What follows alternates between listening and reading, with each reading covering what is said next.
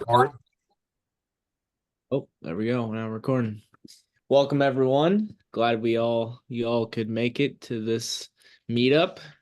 Today our guest speaker is Roy Pyers. He is the co-owner of Intern Urban Merchant, a local coffee and goods store in Illinois, which sad that's in Illinois, but I'm glad you're able to make it. So he's going to be teaching us building awareness on a budget. And with that, I'll pass it over to you, Roy. Awesome. Thank Christian. Thank you so much. I really appreciate it. I really appreciate the opportunity to be here and speak in front of you all today. So before I get started, as Christian said, I'm going to talk a little bit about building awareness for your small business on a budget. And so, I'm focusing today on, just different strategies that you can do to get the word out there for your business without having to spend a lot of money towards that. So I think moreover, I'll do my best to try to make it, apply to all different kinds of businesses across the board. But in general, just know that there's no one size fits all approach, and we'll be just hitting all different topics throughout the presentation. Um, just a little bit about me. I'm going to show you here. So this is my hand in the photo, and yes, this is my coffee shop in the background. I am a small business owner of a coffee shop in small town USA in central Illinois. I'm also, that's kind of my weekend job. My day job, though, I'm a sales and marketing account executive with about 20 years of industry experience. And so part of that, I'm hoping to bring to the table today to talk a little bit about just marketing strategies that I've seen from like larger companies, but how I apply some of those strategies to my smaller business in a more budget friendly manner. I'm a board member of the Abraham Lincoln Council Scouting BSA movement in Illinois. I'm also a member of the Illinois Children of Deaf Adults, CODA, board member there as well. And so I'll talk a little bit more about how, leveraging my community involvement really kind of helps assist a bit of my marketing as well. I live in a 155-year-old historic home. I have 3 dogs, 2 cats, and 1 husband. So it's a pretty busy house. There's always something to do. So when I'm not working at the coffee shop, when I'm not doing sales and marketing, I'm at home trying to keep things clean and organized, and trying to keep repairs at bay. So lots of stuff. Well, let's talk a little bit about what I'd like to talk to you today. So in general, my goal today is, one, I want to highlight the importance of awareness, right? So it's, I think, maybe might be preaching to the choir a little bit, but I want to highlight why it's important for you to create awareness, the critical nature of it, emphasize the need for your stakeholders to understand and recognize your key information or messages, and help you implement strategies that help draw attention to your issues, to your products, to your initiatives, whatever you're doing, and whatever word you want to have out there. I want to stress that importance. I also want to stress the importance of an audience-centric approach. So we're going to talk a little bit about understanding who your audience is and how we target them. I also want to talk with that in mind, how to tailor communication to that specific demographic or group that you might have in mind. I mean, when you're working on a small budget as a small business, you can't really afford to do like a shotgun approach where you're really just kind of advertising to everybody that's out there. But you want to be just mindful about using your time and just doing more targeted tactics. Also, I'm going to talk a little bit about having a strategic online presence and the importance of that. Just creating a well thought out plan for doing that, using digital platforms to strategically reach your intended audience, and then to implement, online tactics that align with your overall goals and objective. And then last but not least, talking about diverse marketing tactics. So you can't just do a one and done, right? We can't just do a Facebook post or a LinkedIn post and just hope for the best. We really have to tackle marketing from various angles, various media, whether it's doing on the ground tactics for media, whether it's networking, whether it's online. I mean, really, we want to hit it from all channels. So I'll talk to that as well.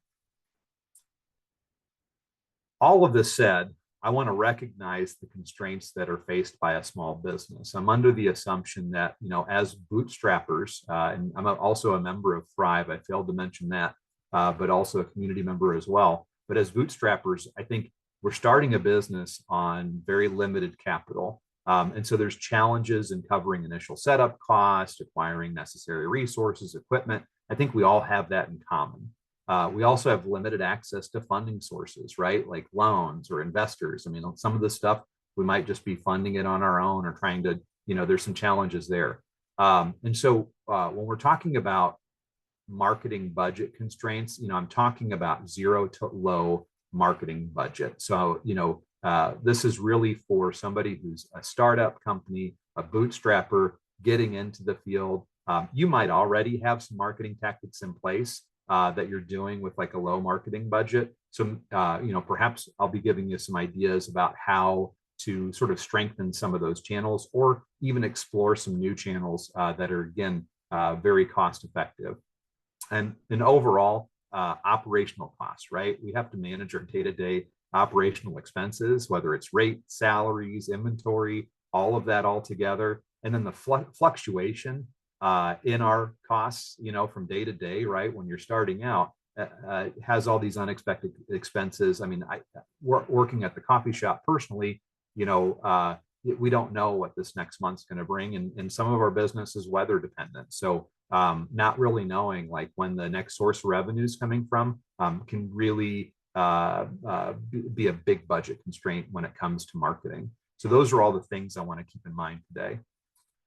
Before I get started, I just want to say a quote. So I know Jeff Bezos isn't probably the most popular guy around like all groups. However, I do like this quote that he said, which is, your brand is what people say about you when you're not in the room. So when we're talking about your brand, we're talking about what people say about you. And when we're talking about marketing, we're talking about how we shape what people think about you and what people say about you when you're not in the room.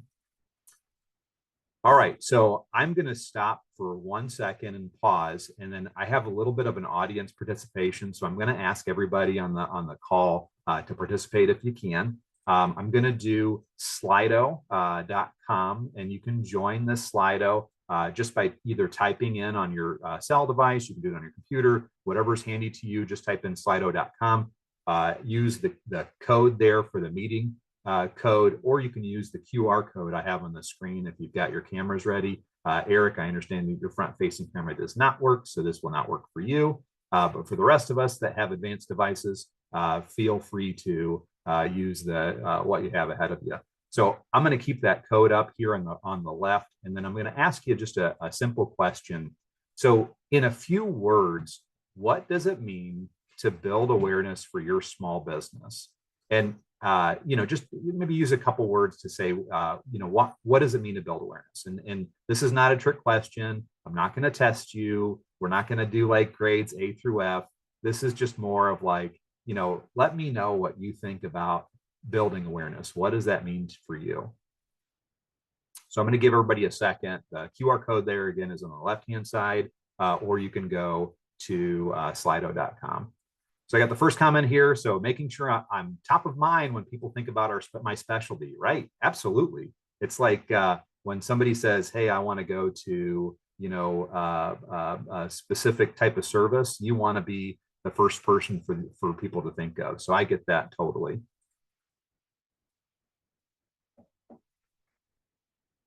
A robust email list. Yeah, absolutely. And I'll actually talk about that a little bit too, about just making sure that we go through, when email is important and how it's important, but also, not just having the amount of emails, but the quality of emails, right? Making sure that you're getting the email addresses of those folks that really enjoy your business, because you don't need to waste your time kind of putting blasts out to people that are ignoring it.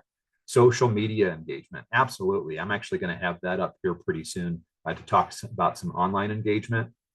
And then I have the last comment here that's covered up on my screen. People saying they've heard of us when we reach out. Absolutely, absolutely. So I think it's just like recognition, engagement, and just putting that out there. So I think that's all great. Thank you so much for participating. Now I'm gonna just give you a caveat that I am going to do that a couple more times throughout this presentation. So part of it's going to just help keep you engaged and make sure you're awake while I'm presenting. But the other part is I just really want to know kind of what you're thinking, what your thoughts are, so I can help sort of cater the presentation as we go along. So on this page here, I want to talk a little bit about understanding your audience, right? We can't target a specific audience if we don't know who our audience is. And so I put together 3 different companies. And so these are just ideas. I just want to throw them out there, but I wanted to show you how each company has a different target audience and has to have a different customized plan. So at the end of this small portion, these next 3 pages, I definitely want there to be an understanding that what we talk about today, not all elements are going to apply to you, but there's going to be some elements that do and that are going to resonate with you and are going to help you target that audience. So company A, for this presentation, we're going to say company A is a startup consulting company. So they'll be, talking about looking for like-minded businesses who want to grow their business. That's their goal. Company B, because I know coffee, I'm looking at a coffee shop company. They're going to be looking for people who enjoy coffee and value local business. Company C is going to be a not-for-profit program. They're targeting youth ages 5 through 17. They're looking for youth to benefit from educational programming in a safe learning environment. I could go through like a billion different types of company profiles, but these are what I know just based off my personal experience. So I thought maybe I'd start here. And then certainly, as we get towards the end, we're going to have some opportunity to give some feedback. So, let me know too if there's something else that you'd like to explore for a later topic. So what's unique about these companies? So we talked about what angles that they're looking at, and that's all great intel. But we want to get deeper into who their target audience is. So when we're starting out as a small company, we need to find a focus, right? So how do we figure out that focus?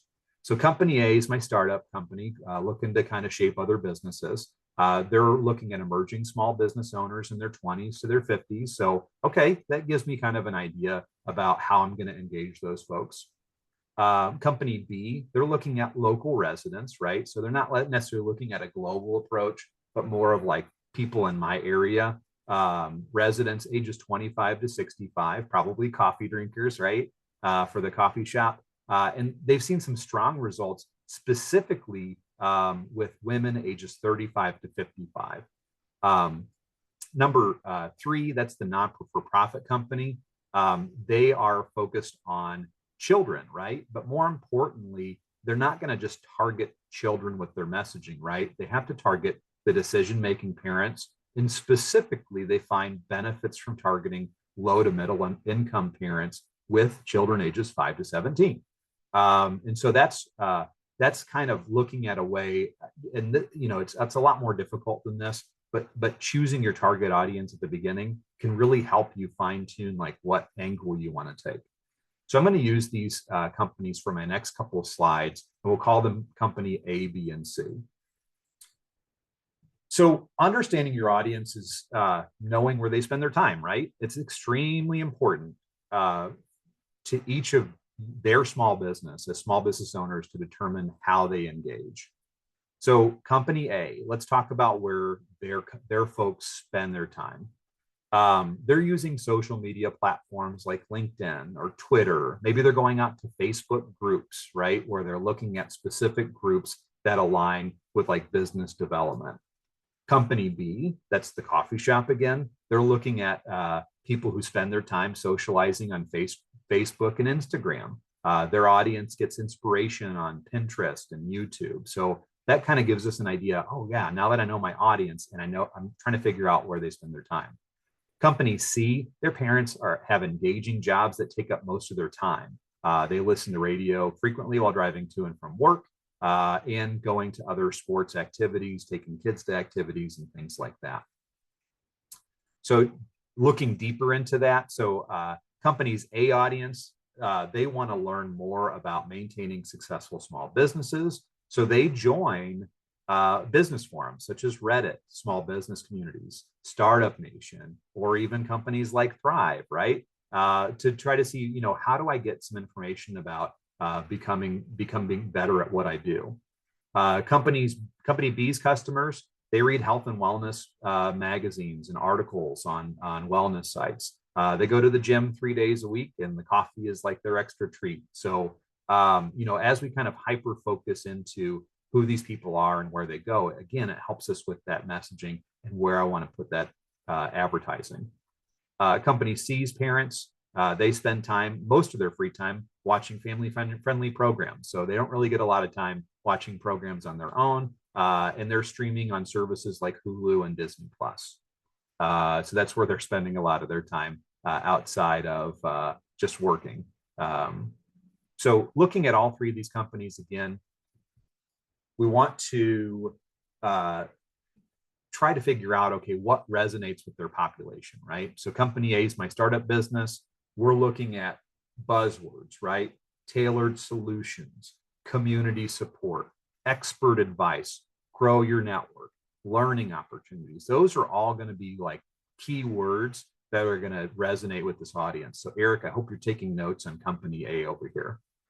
Company B, we're looking at elevating your coffee experience, right? So we're looking at buzzwords like artisanal coffee blends, cozy atmosphere, community hub, exquisite treats, healthy options. So really kind of looking and catering to that audience based on what we know about them. Then company C, we're going to ignite your child's potential. So we're looking at holistic development keywords like passionate instructors, engaging curriculum, safe and supportive environment. What parent doesn't want a safe and supportive environment for their kid? And then fun and friendships. So again, we're catering and we're understanding our audience by tailoring a message that resonates with them. So I'm not really talking about what platform I'm using quite yet, but I'm just talking about, okay, I got to figure out my audience. I got to figure out where they spend their time. And then I got to figure out a message that's going to resonate with them. Before I get going, Chris Anderson is a business person as well. He says your brand isn't what you say it is, it's what Google says it is. And there's so much truth in that. How many times do you go out and you take a look at a business and you take a look at a Google review, or you see how many stars they have to kind of help you influence what exactly people think about that business before you decide you want to go there or purchase their services. So, it'd be like going to your favorite or deciding which restaurant to go to and then looking at star reviews. So again, it's not what you say it is, it's what other people say it is, specifically Google. All right, so I've got one more audience participation event that I'm going to ask you to participate. Hopefully you have your apps up still. If you don't, now is a good time to bring them up. So I've got the slido.com website there. I've got the join link there. I've got the QR code that I'll put up here in the left, right, or on the left side. And on this one, as I want to get into talking a little bit about having an online presence and the importance of it, or the non-importance of it. So for you and for your business, how much do you value having an online presence? And I'm telling you, you can actually do more than one answer because more than one answer might apply. And it seems like we're already coming in pretty good.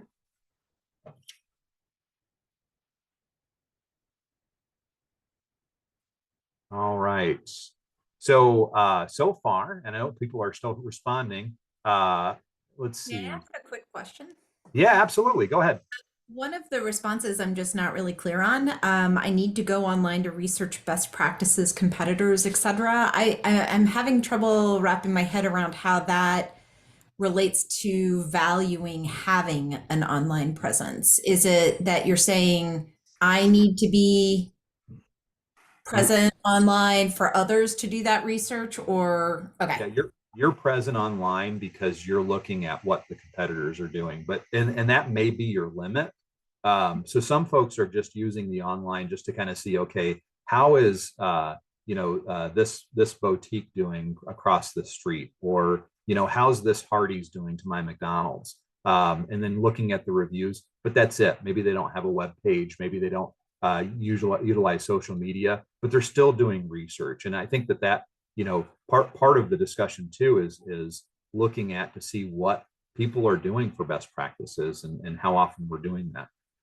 So no, thank you for making that question. I appreciate that. And so, a majority of us, 2/3 of us have an updated website or web page that they use to actively engage, which is great. We'll talk a little bit about the importance of that. And I can see some answers adjusting. So Diana, thanks for clarifying too, because I think that helps some other folks sort of decide how they wanted to respond to that. That was me. I added that. Oh yeah, no worries. All good, all good. Well, half the folks in this call agree with you, right? That you go online to kind of see what your best practices are. You're looking at your competitors to see what they're doing. Half of you are using social media to drive awareness to the business, right? So we'll talk a little bit. I've got some ideas too about how, and I'll talk a little bit about how I've used social media for my business, but there's so many different avenues that we can use. And the best part is it's super cheap or free. And then 17% said that you can function without an online presence. So that's, it's good to know that you can do that. And I think that, especially if you have like a stand-up shop or a street-facing shop, you can certainly survive without an online presence. But what's the value of having that online presence coming to you? So thank you all so much. That's actually really insightful as far as like helping me sort of decide how we talk a little bit more about it. So I'll bore you with one more of those later on in the presentation. So, but bear with me, and thank you so much for participating in those.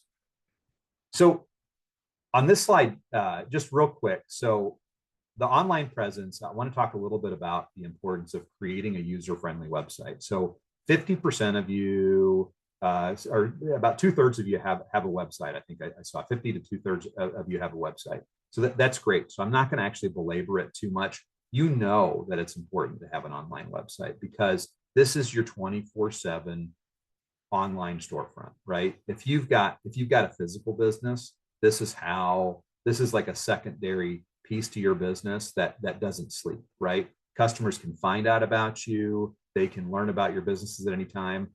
If you do not have like a storefront, right, you have to have an online website, right? It's almost impossible to survive without it, unless you're doing something like selling on a secondary website. But still, there's an ability to build a brand inside of that. So, walking away from this, whether you have a website or not, I want you to understand the importance of having that and how this could be a powerful tool for you to help you build your identity, to help you sort of put your values out there, and to help sort of sell your specific products.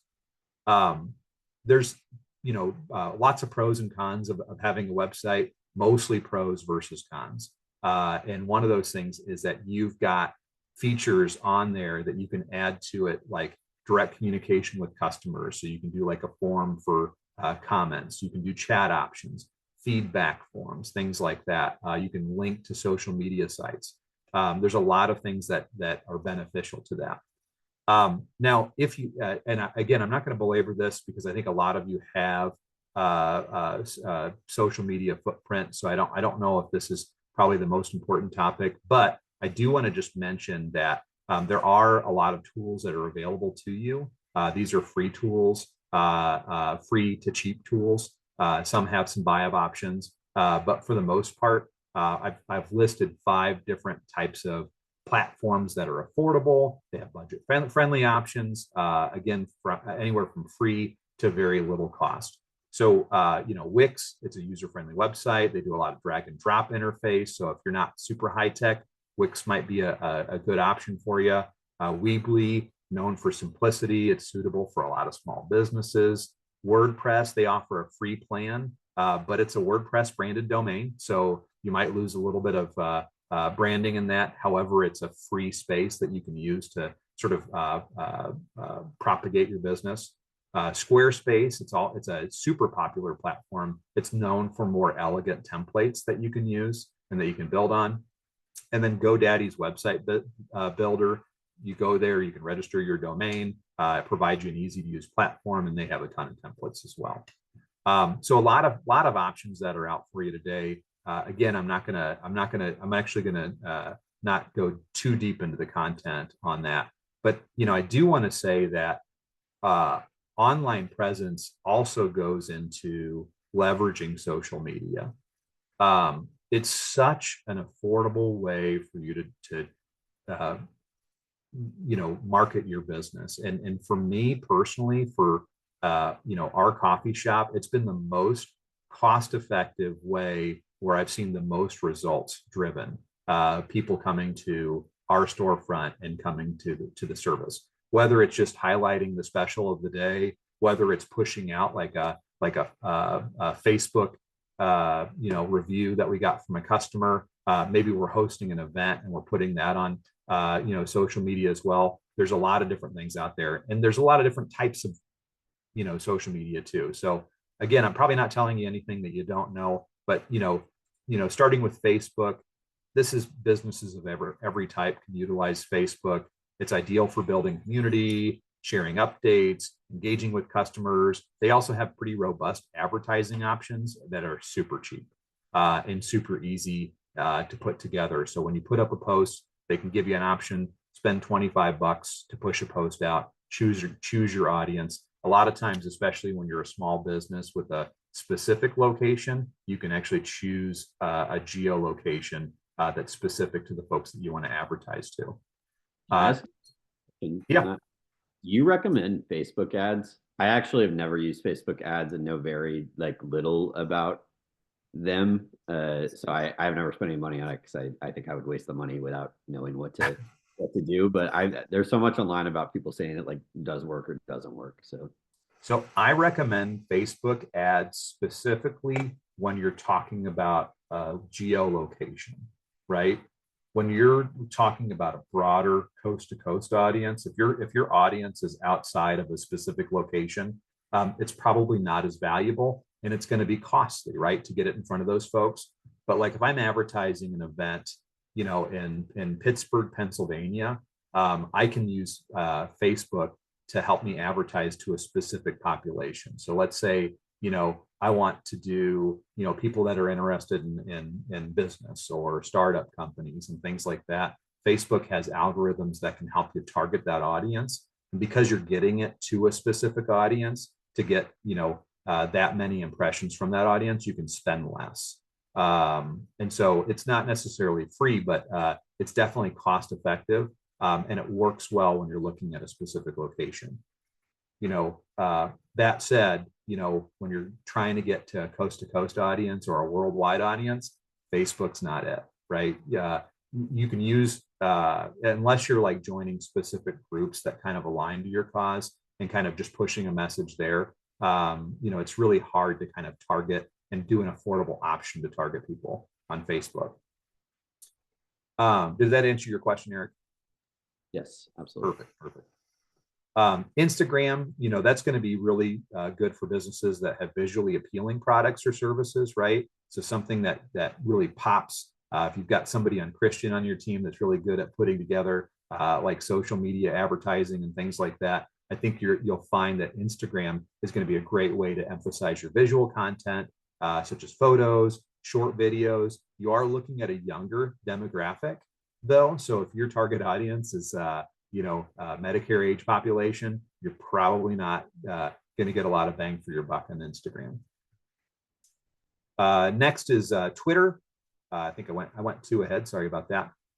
Twitter is effective for real-time updates, right? So if you want to get in front of your audience and you want them to get stuff today, it's really good. News type information, press releases. If that's kind of the conversation you're having with folks and sort of the mode that you communicate, that's the best way to do it.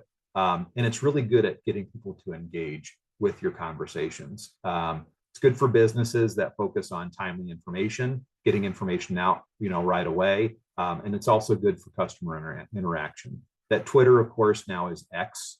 So I'll caveat that. I think we all still call it Twitter, from time to time. So, whatever name you call it, it's still the same profile and still can be beneficial for you.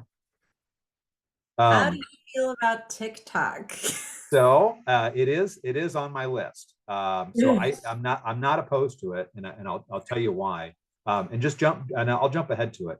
I think TikTok is growing in popularity. I do think TikTok is really good for engaging younger audiences, right? So if you're looking at a market that's sort of like 35 and younger, I think you're probably TikTok's the way to go, right? It can be an anonymous way for them to just to kind of review content and kind of see what's going on. It's really good for businesses that have like creative and engaging content, right? So the more creative a business is, and the more, if you've got, like I said, if you've got somebody like Christian on your team that's really awesome at putting videos together and getting people sort of engaged in that kind of stuff, TikTok's a really good platform to do that. If you're like me and you're not really good at that, TikTok's not your platform. And I'm sorry to say, unless like you want to develop that as a muscle, down the road to help you sort of engage that, it's probably not up your alley. So I know my limits, and TikTok's not in there. I love it. I'll scroll through it. I see all the cool stuff. I just know I can't, like, I don't have the energy or the time or the field of expertise to really make that look good. Do you find that there are some industries or company types or business types that perform better at some of these platforms over others? Because I mean, and I'm not a TikTok user. I'm quite frankly, I'm kind of terrified of it. So that's partly why I'm not on there. But I do think that there's I do have that creative background. So like there's a lot of opportunity, I think, there, but I'd have to explore that more. But I guess I don't know why I have this impression, but I feel like TikTok might not be that lane for kind of what I'm doing, but maybe I'm wrong. I don't know. Do you know anything about that? Yeah, so the big thing, right, is to when we go back to step and we look at like who's my audience, right? Does my audience use TikTok? And if your audience is if your audience is similar to you and your experience, then the answer is probably no. So I think there are companies that perform well on TikTok, and those are companies that, again, have that amazing content. Usually you'll see advertising for, goods and services that kind of target that younger audience.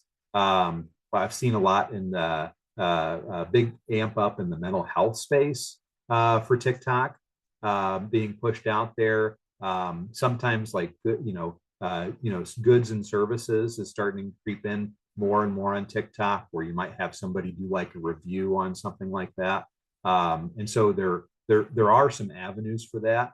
And honestly, you can set up a profile and you can do TikTok for free if you want to test it out. You set up a user profile, you can do some creative content.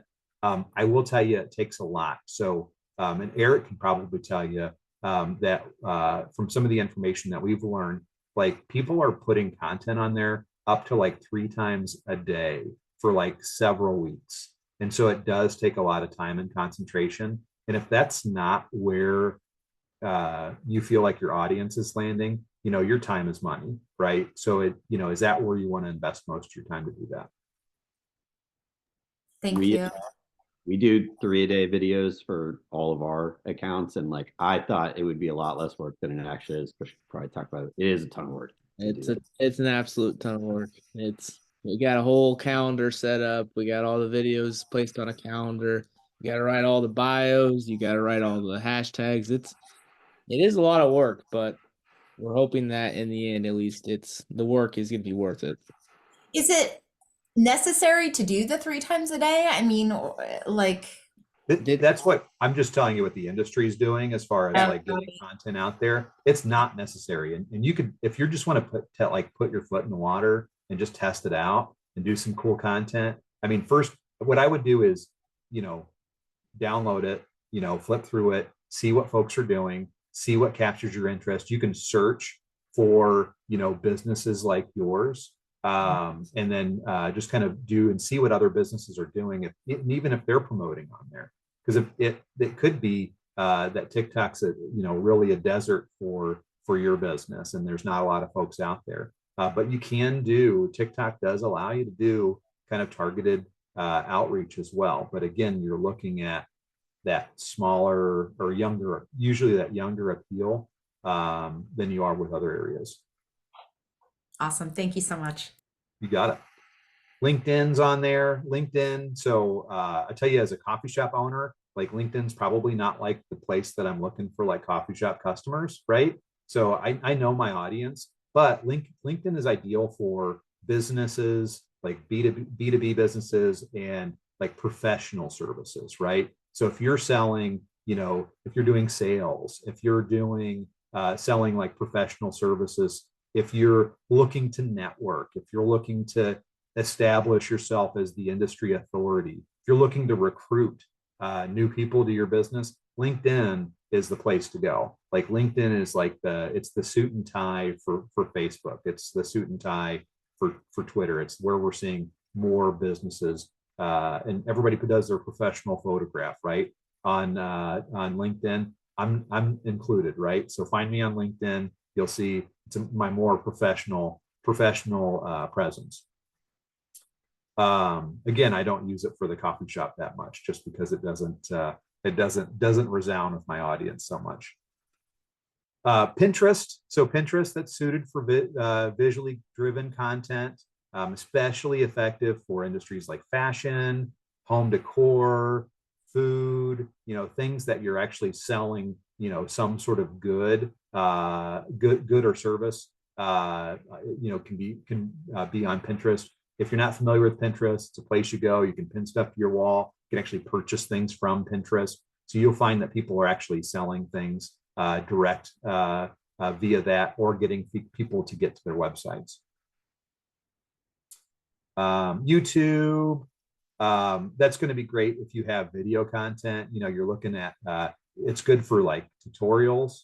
You need to do a product demonstration to kind of show what's going on, whether it's like a service, right? So if you're providing like I'll pick on Mike, but if you're providing, like massage therapy services, you might have a tutorial or like a demonstration specifically to that. And so YouTube's a place that you can use to kind of do a little lengthier content. TikTok's 20 seconds or less, right? YouTube, you can really get into more information, 2-3 minute videos that kind of do a better job telling a story about your business. And YouTube has really great advertising options too, kind of like some of the other ones where you can target people in the area. And then TikTok, we just talked about that, so I won't belabor that, but again, that's ideal for businesses with creative and engaging content. Snapchat, again, you're looking at a younger demographic, looking for creating engaging and temporary content, right? Snapchat, it's one and done, right? It pops up and disappears. That's why people like it, but it is a way to get in front of folks, especially again, if you're targeting kind of like a younger audience. I think of companies like Nike will be on Snapchat. You'll see a lot of like athletic wear companies that sort of appeal to a younger audience. You might even see like health insurance out there and different things like that to kind of get people sort of into that vibe of what's available. Google My Business. If you're not doing this right now, this is so easy to do. Google your business. If you're not up there, put yourself on there. You can sign in, you can manage your business. It's totally free. And the idea is Google wants to create a yellow pages for people to find different businesses and services around the area. They don't care who you are, where you are, what you do. They just want you to be a part of that community so that they can get people there. So you could put like your address out there. Yes, Diana. Oh, no, please. I guess my question is, what if you're just a virtual only? So so it is. I'll tell you, it is essential for local businesses for sure. But I think if you want to, like, let's say you have a base out of city state, you can still set up something. And what's beneficial about Google Business is it kind of gives you that that star rating, right, where people can actually rate and rank your business. And you can interact with those comments as well on Google Business. So I think a lot of people don't really know that there's that interaction element. So I think the more reactions you get on there, the more you interact with it, the better visibility you have out there for customers. I think it's tricky because if it's a virtual only and you're trying to be just a digital presence only, not really tied to a geographic location, at least not yet. Like, I think that's where I'm struggling because I completely see the value. I use it as well, just as a consumer. So, like, I want to be there, but I also don't want to be in a physical place just yet. I don't know. Roger that. So I think you're probably, it sounds like you're leaning towards some of the other platforms then, where you don't necessarily have to have that physical presence, but you do have like an email, you do have a website, and you can connect those things together. So I definitely see your point there. Got it. Okay. I still want to use it somehow, but I don't know. Yeah. Well, so, this isn't a one size fits all approach, right? There's so many things on here we're going to talk about that are going to be pertinent for other folks and not others. But, we can come back again and we can explore and say, you know what, now that I have a physical presence, or now that I have kind of a specific location that I'm targeting, I do want to set something up on there. So I think that don't leave it out completely, but certainly, what your priorities are now, and Google My Business may not be one of those. Another one very similar to Google My Business is Yelp. And it's another white pages for you, right? It's another way for people to kind of look up your business, see the ratings. I go out there, I'll put ratings out there for people. Sometimes I see them a couple of years later and I'm like, did I really say that? But in those points, those are places where people can leave their customer reviews, put recommendations, and you can actually cultivate your business too from that. Going back to like places like Facebook, they also offer business reviews without being tied to a location. And again, those reviews are valid. However, if somebody puts a poor review on there, you don't really get a chance to really rebut it. So you do have to be careful with that. You do have the option to turn them on or turn them off. You don't have the option to edit that content. So it goes both ways, right? You might have, and I've seen situations where the competing person down the street just doesn't like you and doesn't like your business, and they go out there and rate you 1 star, and they bring your whole thing down to average to like 3.5. But the other goal is that when you have a satisfied customer, and I'll talk about this here in a little bit, get them to review your services, because if you have a guaranteed 5-star review, get them out there and get them engaged and get them to review your service. So couple tips on, this is going to be a lengthy list. This is kind of like a printout list, but I'm just going to hit it very high level, I think, from a timing perspective. So I went a little overboard on content. I'm so sorry. And I'm happy to do a take 2 if we don't get through all the content, if you feel like the need is there, or if you feel like you have any questions and things like that. But number one, defining clear objectives, clearly defining what your social media marketing goals are, whether you're doing brand awareness, engagement, lead generation, sales. You just have to have clear objectives that help you focus on your efforts. Number 2, choose the right platforms. So focus on the platforms that align with your target audience and your business goals. So it's better to excel on a few platforms. To your point, Diana, right? You've got a couple platforms you're using today. It's better to be really good at a couple of them than it is to be engaged in everything, right? And then spread yourself out too thin, because when you're a startup company, sometimes you're the only person, or there's only 2 of you, there's only 3 of you. And so you really want to focus your time, specifically on things that are going to drive people to your business or drive people to your service.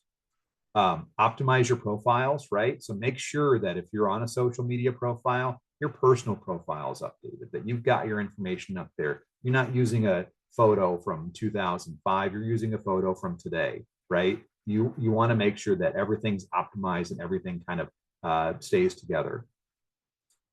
Consistent branding. When you have a logo, just make sure it's the same logo and everything, right? That's why you only want to manage, a few sites at a time. So if you change your logo, which we're going to do that, right, from time to time, Thrive might change their logo in a couple of years, right, based on feedback, things like that. It's a great logo right now, but you never know, right? Things change and things evolve.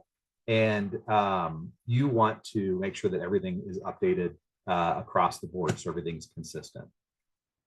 content planning and a calendar. So just planning your content in advance. There's plenty of like backdaters. There's sample content creators that you can download, put in an Excel spreadsheet, and just kind of looking ahead to see, this is the content I want to do. So, if you're posting, Christian, if you're posting 3 items a day on TikTok, right? Or on Facebook, it's good to know like ahead of time, what's the content I'm going to post and when am I going to post it? So having that calendar is really super important. User generated content. So again, you're talking about you're encouraging folks to share content about your brand, to review your content, to rate you 5 stars. And then you've got free tools like Hootsuite, Buffer, using those to schedule your post. Facebook has one where you can schedule your posts and have them ready and get them posted for you. So I can spend a day and I can plan all my posts for the next 2 weeks and then do a schedule outwards like that. You want to engage with your audience. So as you're out there and you're putting your posts out there, you want to engage. You want to make sure your co-owners are engaging, your supporters are engaging. Eric, your advisors, you want to make sure they're engaging your LinkedIn posts, things like that, just to make sure that we're out there getting the engagement, because the more engagement there is, the more people are reading it and their friends are reading it. Hashtags sound a little passe. I mean, it's like, who looks at hashtags? I still do. So if I see a hashtag that I'm interested in, I'll click on it and it'll pop up content specific to that hashtag. So as cheesy as it sounds, use hashtags. Hashtag, utilize hashtags. It definitely something it works for a specific type of audience, but when it does, it really resounds. But also when you're utilizing hashtags, make sure you're checking to see where those hashtags go, because that acronym may not mean the same and take it to like some adult entertainment website, which is probably not where you want to navigate people when they're thinking about your business. Unless that's your business, then mission accomplished. Do contests and giveaways, right? What's the deal with giving away a t-shirt? I mean, people get engaged and people get crazy about that kind of stuff.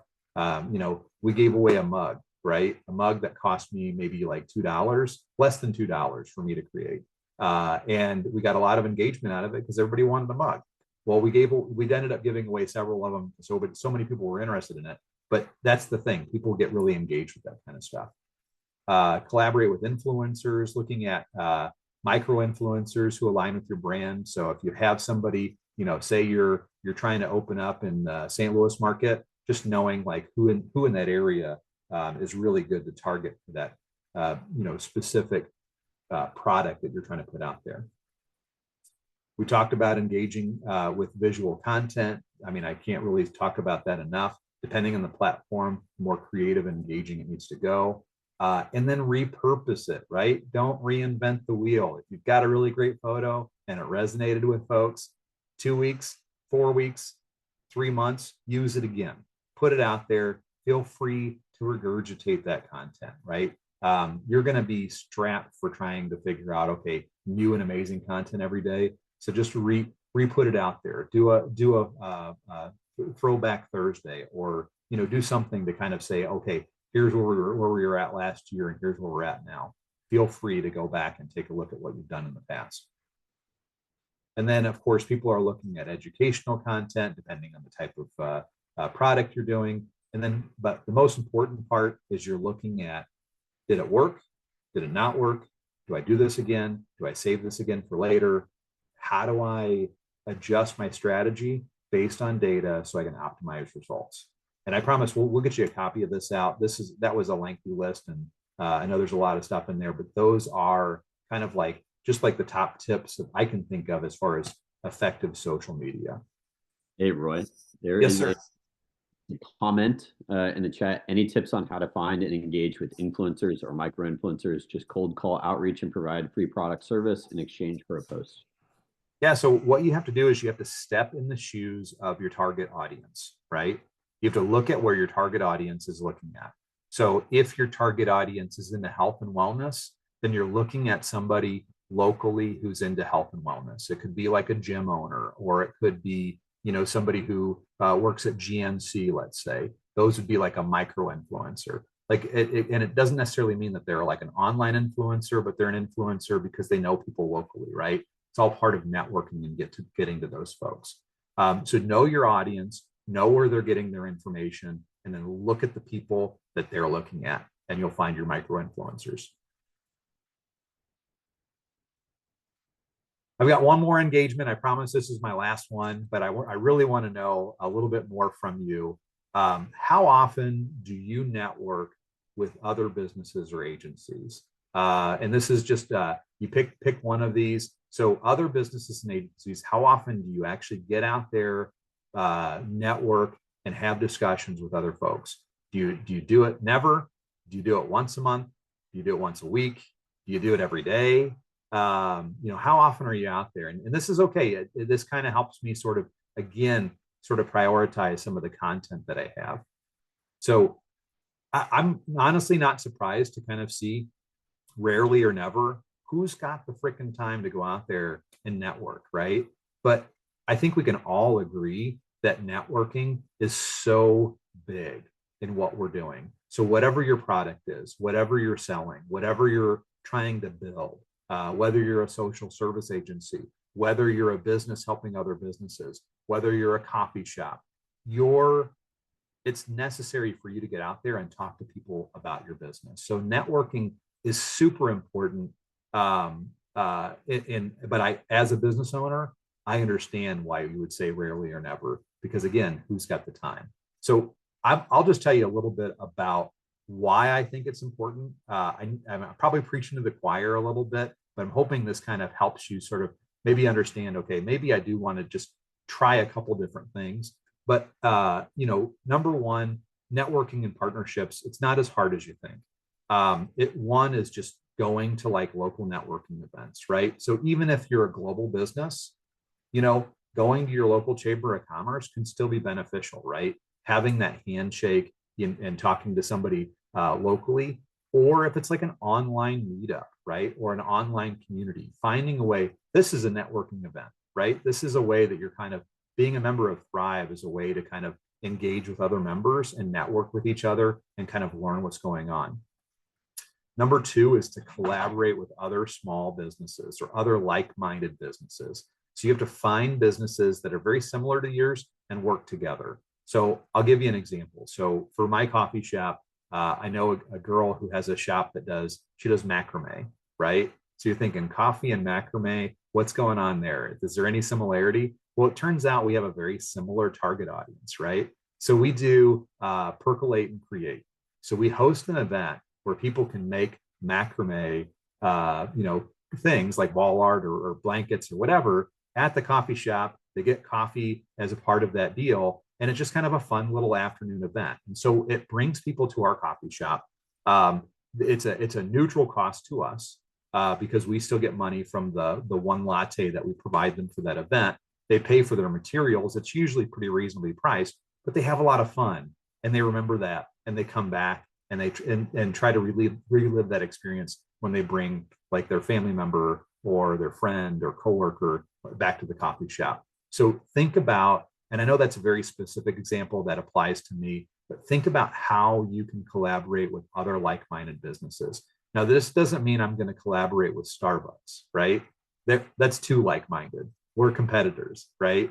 So, but I'm going to look at businesses that have that similar target audience that I'm looking at, and I'm going to figure that out once I figure out my target audience, right? That's why I put that there at the very top of the presentation.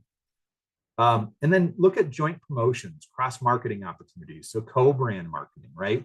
I mean, if you're going to buy a billboard, right, for a service, it's a lot easier to do it when you're sharing that co-brand with somebody else. So feel free to co-brand that activity. So it could go hand in hand with collaborating with other small businesses. Maybe it's doing a co-brand with Nike, and it's Nike and taxes, right? So you got to run to your tax agency, but make sure you're wearing your Nikes. That's an extreme example, but it's the idea of looking for like an event, or whether it's an online event or an in-person event, or some sort of branding that collaborates with another business or service that can benefit both parties. but you're probably looking at same size, same target audience type businesses. And I like this term on this next slide. So guerrilla marketing tactics, that is boots on the ground, right? So once you're networking, don't forget that there's so many cool things that you can get boots on the ground, right? So one, it doesn't mean that boots on the ground means you have to be physically in person, but it does mean that you're kind of like in and out, and that you're kind of like trying to come in and create these like unexpected different strategies and try to approach these audiences. So creative low marketing ideas, low cost marketing ideas. So user generated content campaigns like, hey, take a picture of my product next time you're out and post it on Facebook, and I'll get you a free mug, or a t-shirt, or whatever that is. Partnerships and collaborations that we talked about that. DIY videos. Here's my product. Here's how you use it. Here's some more information about it. Here's something. So this is kind of like a DIY session today, right? So it's like a business owner talking to other business owners, but it's the same type of thing. You're creating content to engage your audience. All of that, tutorials, webinars, things like that, are all inexpensive ways, free ways that you can market your product. It's all elbow grease to get those done. Street marketing and unconventional strategies. This is going to work for areas that you do have a local audience. But if you're looking, you can also look to generate interest in a local area too. So if you live in an urban area that you're like, you know what, I'm going to see how my product does, even though it's like a global product and applies to a lot of folks. I'm going to see how it works in my neighborhood and see if I can't get some feedback from folks. So generate buzz and do a pop-up event. So I think I mentioned the macrame. I've got like a card making class that we have from a lady who loves to make cards. She's got a business stamping and making cards, and we align with that, and people love that stuff. It's like a nice pop-up event that kind of appeases to that audience. It could be like chalk art on sidewalks or walls, unique installations in busy areas. So something that kind of generates buzz that is just kind of like unique and exciting and strategic. And then engage through events, right? Whether you're hosting events. So if you're doing an event, hosting it on your platform. Facebook's really good about that, hosting Facebook events.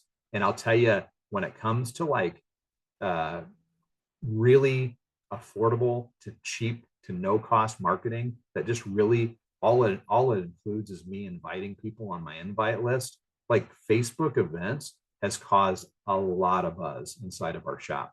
And that's just creating an event on Facebook and inviting people that my business started with friends and family. Like people I knew came and were patrons to my business. And then it grew from there. And so a lot of that was just like inviting people, to your next event, whether it's an online event, whether it's a physical event, whether it's a collaboration event, just getting that out there and getting an event specifically posted out for that. I can't say this enough.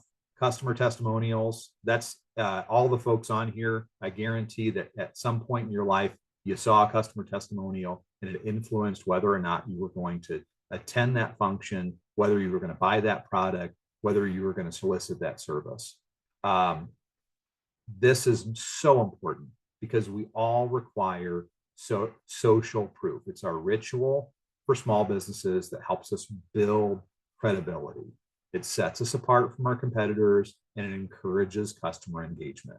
I mean, it's a total winning match. If you don't have people engaging with you, you're missing out on a really key element that's going to help you maximize your business. So Eric, I have to stop myself because I'm right at 1 o'clock. I can continue if there's any appetite for me just to kind of finish this out, or we can do a part 2, whatever the interest is there. You're welcome to finish up and wrap, and if people need it. Okay, everybody else has an appetite for that, I hope. Anybody know? I mean, selfishly, I want a part 2 so that we have more content and more time, but I'm good to stick around too, either way.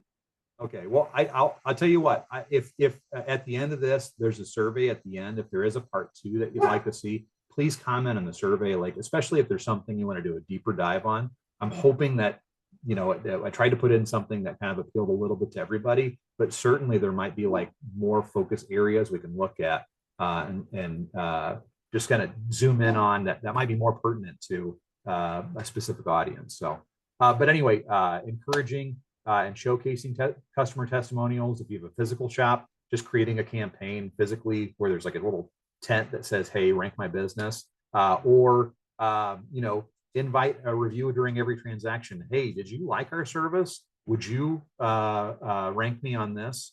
I don't know if there's a podcast I listen to by Mo Rocca, and he always says at the end of his podcast, "Would you please take the time to go ahead and rank my my podcast? It's really helpful to me." And he really does that at the end of each transaction, which helps because it creates a buzz, it creates an interaction, and then it creates that 5-star review that you're looking to have.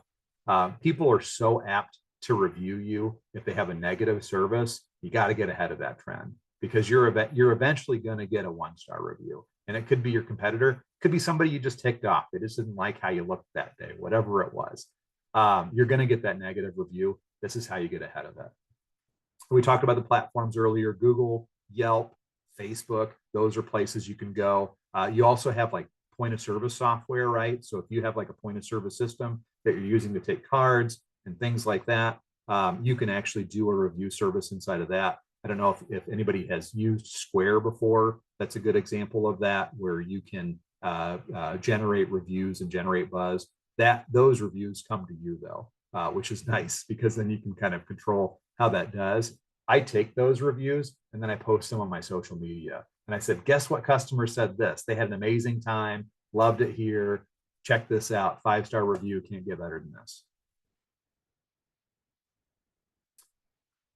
Now, you mentioned email marketing. I think, and Diana, it might have been you that talked a little bit about email marketing, or I don't know if it was you or not, but somebody said email marketing at the top of the call in one of the Slido presentations. So email marketing can be super important, right? And I'll tell you, this is one of the places where I do underutilize email marketing because I don't necessarily have a way to capture client emails. But if you do, this is a great way to sort of build a way to interact with folks. But the first and foremost, when you build your list, you need to build a quality email list. Focus on quality and not quantity. Having thousands of emails is not as good as having 100 emails of people that are really engaged. So, and if you're a small business, if you're a startup company, you don't have time to try to engage with thousands of people. You want to focus on the people that matter. So focus on your quality email list versus a large one. Encourage your website visitors to subscribe. Those are the folks that when they willingly subscribe to your email, they will interact with you when you send emails out. Offer content, discounts, freebies, any kind of thing to kind of get them to engage or to sign up for their email address. Rule number 1, I would 100% not recommend in any facet or shape or form purchasing an email list. They often result in low engagement and they can harm your sender reputation because you're sending stuff to people that don't want your content. You don't want to do that. It's going to harm your brand when you start doing a shotgun approach and you're not hyper focused. So make sure that you're building your email address in a very thoughtful way. Do compelling content. It's just like anything else. Just make sure that you're doing content that has a value to your subscribers. It's going to be product updates, educational resources, special offers, behind the scenes insights. So like VIP type stuff, right? Those are the folks that's what that audience wants to receive. They want to see what's going on behind the curtain, and use attention grabbing subject lines, visually appealing designs, and things like that to help you increase in engagement. A couple tools I'll throw out for you, just some ideas. Again, these are like free to cheap. Some have some limitations. So MailChimp, they have a free plan that allows you to have 2,000 subscribers and send 10,000 emails per month. Basic email templates, audience segmentation, basic automation, and analytics. I'll talk about that on the next slide. But as your business grows, you're going to have something that's going to be able to handle a higher email volume. Send in Blue provides a free plan for unlimited contacts. allows you to send up to 300 emails per day. It includes email and SMS marketing, so text marketing, basic automation, contract segmentation, and reporting. Again, analytics, super important to kind of see where your emails, who's opening it, things like that. They have paid plans that offer more advanced features, so you can upgrade. They have A to B testing. They have higher email sending limits with some of these upgrades. MailerLite's another one. Again, I'm not telling you everything that's out there. I'm just telling you the ones that kind of come top to my mind. MailerLite offers a free plan up to 1,000 subscribers. They allow you to send up 12,000 emails per month to your 1,000 subscribers. Allows features like drag and drop email builder, automation workflows, landing pages, subscriber segmentation, and they also have paid plans and additional features to do higher email volume limits as well. Do you have one that you would recommend over the others? Yeah, so I've used, doesn't have one at all yet and is looking. Yeah. So I use MailChimp. That was top of mind for me, right? I think that's a very common one. I like the user experience. I'm not exactly what you would consider like super high techy, right? So I need something that's super easy and to arrive at. That's why I put it on the list. I kind of give you a little bit of an insight of what I'm looking at my clients using versus me, because so I'm kind of relying on some different experience than coffee shop owner experience, but it is something that I think that would add value to what we're doing, is to have that curated email list. The other thing that I think I'm underutilizing, if you don't mind me talking a little bit about myself, is that with my Square register that I use for my storefront, I collect data on all the people that want me to collect their data. And so I already have an email list for people that want to hear from me. I'm just not utilizing it. So Eric, close your ears. I'm sorry, I'm not utilizing it to my utmost need, but it is something that I realize is something that could benefit my business if I utilized it in a very strategic way. But again, as a small business owner and somebody who is just still building things, I want to focus my time and my energy on things that I know are going to drive the highest revenue. And that's why I do a lot of focus on social media. Thank you. You got it. You got it. Tracking tool and analytics. So again, you got to measure your return on investment, right? Like, how is this working for me? And if you understand which channels and campaigns are most effective, you're going to be able to move your budget around a little bit, right? If you're like me, you've got a small budget, you can't really afford to spend things like all across the board and do that shotgun approach.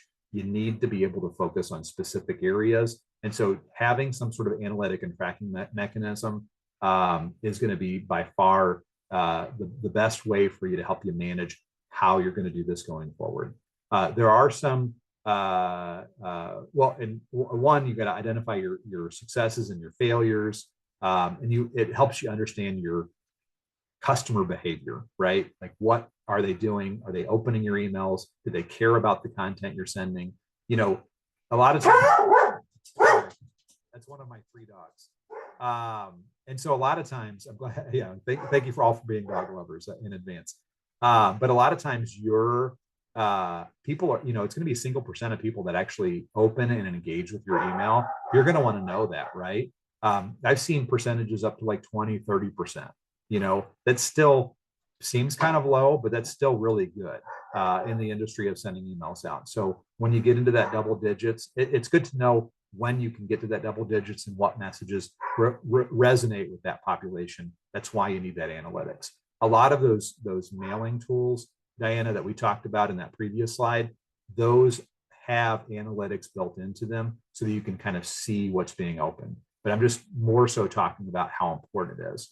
Now, on top of that, there are some other analytical tools that you can use. Google Analytics, Google Data Studio, Facebook has an analytics piece on their page as far as their advertising. Most of these outlets that allow you to create a profile, to create, and engage with dollars, they're going to show you what you get for your money. So whether you're spending $10 or $1,000 on a media campaign, you're going to be able to track that through that platform. HubSpot is another free example. And some of these are not tried and tested from my aspect. These are just things that I've been able to kind of research and I've seen kind of pop up with folks over time. So your next question to me would be like, what would I recommend the most? I would say the analytic, use the tool that you're using should come with an analytic component to it. If it doesn't, get another tool. Because you don't have time to try to balance, okay, here's my analytic tool, here's my social media tool, here's my other thing where I'm sending email messages. Use the tools that are available with you inside that when possible. If not, that's when you start looking at kind of like these external tools. And then last but least, I think I mentioned this previously, you got to adjust your strategy. At the end of the day, when we're done with our campaign, you've got to adjust and fix, what went well, what didn't go well. You have to have that time for assessment, because if you don't, you can't improve. I learned so much more from the mistakes I make than I do from my successes. And I think that resonates with all of us. Being successful is awesome, right? But we fall on our faces more often than we succeed. And that's how we become successful people. And so if you don't analyze all the strategies that you're doing, then you're not doing yourself a good service. That's why you want to limit you don't want to try every social media site. You don't want to try every tool that's out there. You want to look at the tools that you're comfortable with, do that targeted approach, do that targeted strategy, see what works and what doesn't work, and then fix it. So optimize your strategy, use different tactics, different channels, experiment. You're in like the great nurturing phase right now of your business. So it's like, now is the time to kind of try different things and nurture that and grow it. And then this will help you figure out, okay, hey, this worked really well. What if I threw $50 at it? What if I threw $500 at it? What if I threw $5,000 at it? Like, what would happen? How would this grow? Right? So as your business grows, you're going to start making some of those bigger decisions about, where does my money go? And hopefully, as our business grows too, we're going to have more and more people helping us make those decisions. And so, but the analytics is so important at the end. And then I apologize. This is a quote from a guy that's from like the 1950s and 1960s. So it comes across a little misogynistic, but I do like the quote: doing business without advertising is like winking at a girl in the dark. You know what you're doing, but nobody else does. And so, at the end of the day, you could have an awesome business. You could be doing an awesome service, but if nobody knows about you, then you might as well just shut your doors, because advertising and marketing is a key. So I'm right at the end, Eric. I'm so sorry for taking all this extra time. Thank you so much for letting me sort of be here for you. And again, I'm a partner in Thrive. I'm a member of Thrive. I'm here, like the rest of us, building my small business. And I love, learning about you and engaging with you and seeing your posts on Thrive. So I hope to get to know more of you down the road as we engage in the platform. So, but in summary, marketing can be affordable. Free marketing is labor intensive. Get that elbow grease out. You can save a lot of money by doing things on your own. There's no one size fits all approach. You can't take all the elements in this presentation and put it to work, right? You have to figure out who your target audience is, and you've got to figure out what your approach is.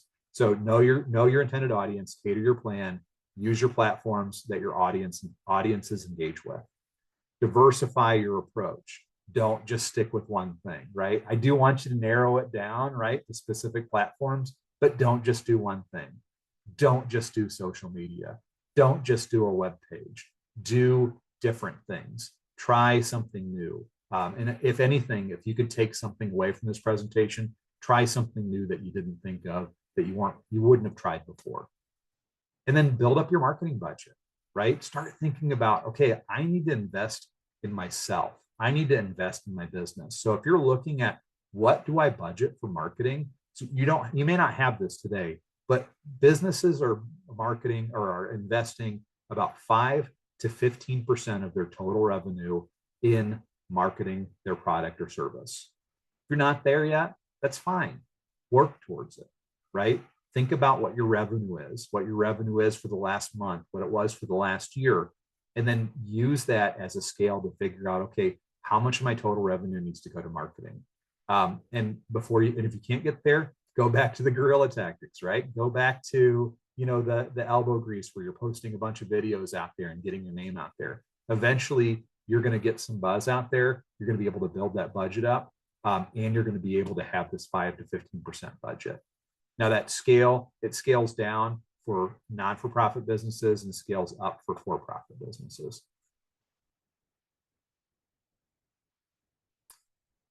That's it. That's all I had. So thank you so much for letting me take an extra 17 minutes of your time. I really appreciate the team, and I appreciate the opportunity to sort of present, because every time I present about something, I feel like I get to learn a little bit more about myself and my business and kind of what works and what doesn't. So this is a great opportunity for me. Like to open it up. Is there any part of this story that you feel you can take back to your own business? A ton. Thank you so much. This was so awesome. I wish I was in Illinois so I could go visit your incredible coffee shop. I'm like looking it up right now. So yeah, Interurban Merchant. So check us Yeah. out we're on Facebook. We don't have an online presence yet, but that's something we're working towards as well, right? But Interurban Merchant, come check us out. so many ideas though. Thank you so much. This was crazy helpful for me in particular. So Awesome. I'm glad to hear that. I got a quick question. Yeah. And this is either directed to you or Eric or whoever else, but like, how are you building traffic on LinkedIn? Because everything I'm receiving I'm the client side is like, just seems like spam. And then anytime I've posted things, I just don't get as much feedback as a business. So again, I think you got to know your audience, right? Is your audience on LinkedIn, and what do they react to, right? So for instance, me, when I'm on LinkedIn, I react to like feel good stories. I react to like charitable stories. When people are out in the community doing cool things, like those are the things that I start engaging with. And that's me. And so if I'm in somebody's audience, they're looking at, me sort of engaging with that. You might have people that are more engaging on like TED Talk type of things on LinkedIn. And so, as you're using that as your target, you got to think about, is my target audience using LinkedIn to get the information that I want or that they want from me? So I think it just depends on, what your materials is. LinkedIn might not be the right platform for you, but it might be the best platform. And so I think that you also may want to take a look at like, what are other people doing and what are they posting, and what's seeing the highest engagement. When I'm on LinkedIn and I see, somebody's like doing some, backroom VIP like tour of their facility, like, and we see a lot of posts on that. That's what people are interested in. So I think you have to, unfortunately, it's like trying to figure out what the trends are and then following that. As well as it applies to your business. But it may not be, at the end of the day, you might be able to you have to say to yourself, is this my platform that I want to use? Or is there a better place for my time? Does that help? Or and Eric, you can add in if you want, if you can think of anything. No, I agree with what you said. I would think with your business in particular, Mike, I would at least think LinkedIn is less helpful in targeting customers. However, you may know this, I actually don't. I'd be curious if there are other like massage therapists who like own their own companies using LinkedIn, because you could maybe target less of a message of like, come to my store, but more create credibility among other massage therapists should you use that platform for like the podcast that you run, or if you end up doing like coaching for massage therapists. I would think that product would do well. Yeah, I'm just, I guess, mostly trying to figure out the coaching side of things, which platform might be the best. And obviously all of them is the right answer, but time is time. Yep. I think it's just again trying to figure out like who are we focusing on, And is it local or is it widespread, right? If we're looking at, residents in, XYZ community, you might look at like different areas that focus or communities that focus on that area, whether it's like the XYZ Chamber of Commerce or, where do business owners go if you're looking at, local business owners and participating in those pages, whether it's on LinkedIn, whether it's on Facebook or wherever else you're digesting stuff.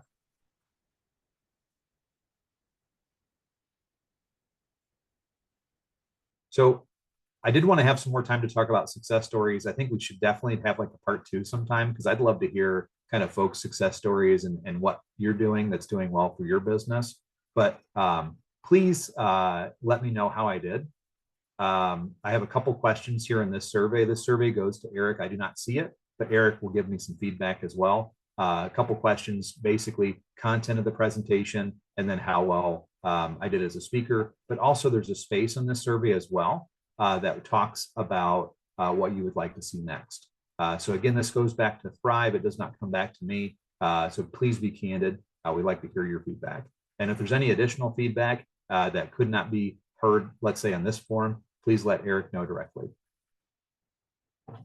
I will share this form in the community as well so that people have it. I haven't told you, Roy, that my plan was to get you as a one-time speaker now and then move you to a monthly speaker starting in March and then every week starting in April. So if you just want to gear up your presentations now, I'll too funny.